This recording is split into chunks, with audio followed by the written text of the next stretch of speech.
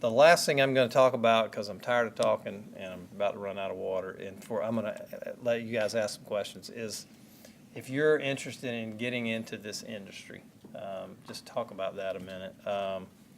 I will tell you that in 1994, the SEC moved the football championship game from Legion Field to Atlanta, the Georgia Dome. When I showed up for a meeting at the Georgia Dome the first year, a site visit, I was told we're going to meet with some Georgia Dome people about the event. Well, I went in and there was a team of about 18 people from the Georgia Dome there. And I'm like, all we wanted is for the guy who turns the lights on to just let us in and take a look around. Well, the industry, and the point of this is about the industry. Things had progressed so far that at that meeting there was somebody who handled all the catering and hospitality for the facility. There was somebody who handled all the video elements that went on the big screen and on the LED ribbon boards and on the crowd cameras and all that kind of stuff. There was somebody who handled the sales that, lo and behold, you mean somebody actively goes out and recruits events to come to the Georgia Dome? Didn't know that. So it was a real eye-opening thing for me.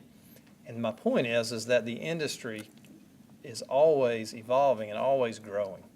And back in the mid-'90s, it was at these venues. They were adding staff all the time. Well, now it's as you guys will attest, is in the digital world. There's all kind of industries that are popping up all the time in that world, that some of which don't even exist right now that'll be here next year.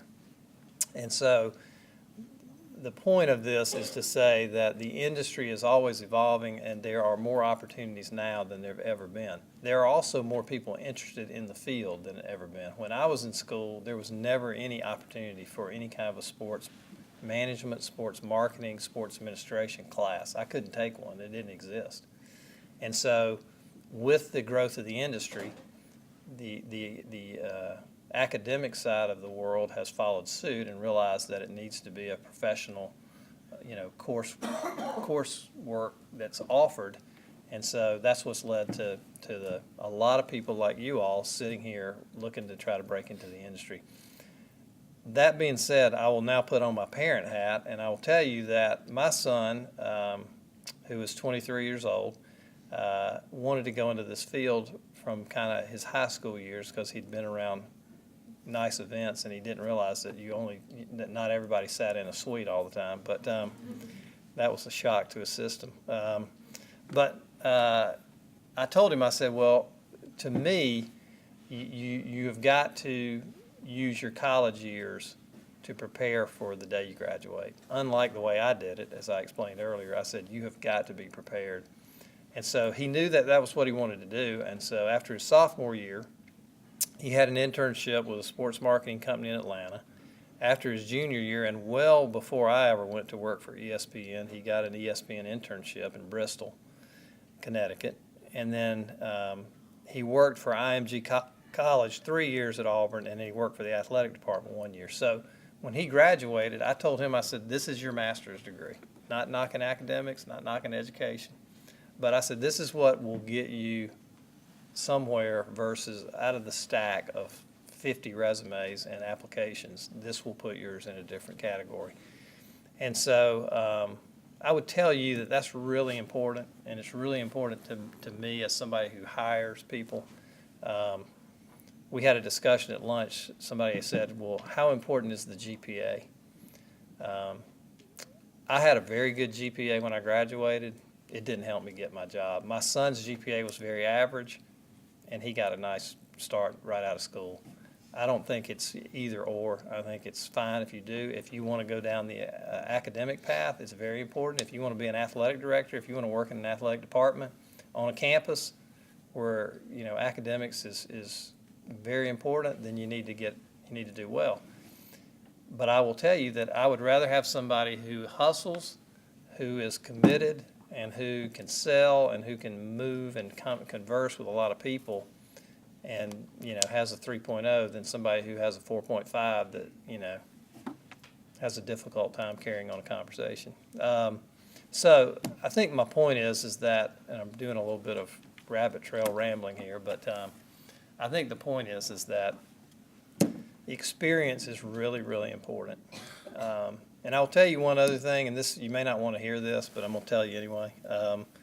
So I have a friend of mine who I just came from visiting. He works here at Alabama in the athletic department. And he told me this story. This has been several years ago, but he said, I had a student come to see me and say that he wanted to work in the athletic department at Alabama.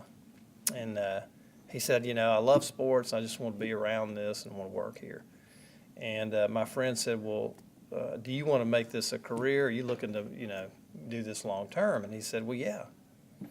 And he said, well, I'll tell you what. He said, the Alabama State High School Athletic Association hosts the Super Six, now it's 7, high school football championships every other year in Tuscaloosa. And you can go down to the Tuscaloosa Chamber and Sports Commission and talk to them about volunteering. And that would be a great start for you.